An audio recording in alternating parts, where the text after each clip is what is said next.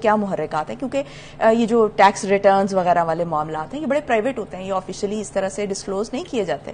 تو جس طرح سے یہ سامنے آئے تو یہ ایک آدمی کا کام نہیں لگتا، ایسا لگتا ہے کہ کچھ انٹرنل ریسورسز جو ہیں وہ کہیں نہ کہیں انوالو ہیں. اور پھر یہ کہ یہ اس خبر کے سچے ہونے میں جھوٹے ہونے میں بھی بڑی مطلب خطرناک سی بات ہے نا کہ آرمی چیف کو ٹارگٹ کیا جا رہا ہے.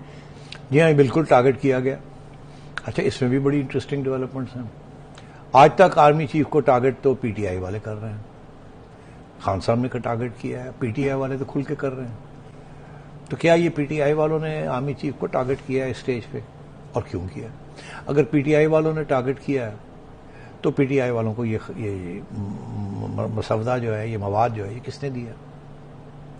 تو ظاہر ہے جو آج کل کی جو انٹیلیجنس ایجنسیز کے جو ہیڈ ہیں انہوں نے تو نہیں دیا ہوگا، مگر کل کے جو ہیڈ تھے وہ دے سکتے ہیں.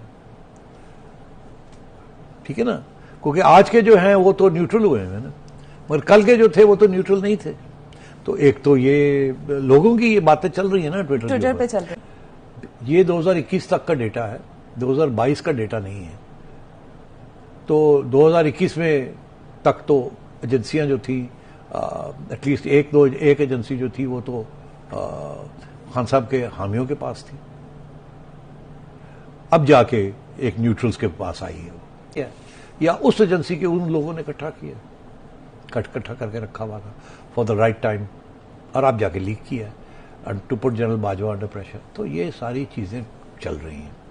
YouTube پر گوگلی نیوز دیکھنے کے لیے youtube.com کی سرچ بار میں googly news T V type کریں. گوگلی نیوز کے پیج پر سرخ رنگ کے سبسکرپشن والے بٹن پر کلک کرنا نہ بھولیے. YouTube پیج پر اپلوڈ ہونے والی ویڈیوز سے باخبر رہنے کے لیے بیل آئیکن پر کلک کیجیے. آپ کو ہر نئی ویڈیو کے بارے میں نوٹیفیکیشن موصول ہو جائے گا.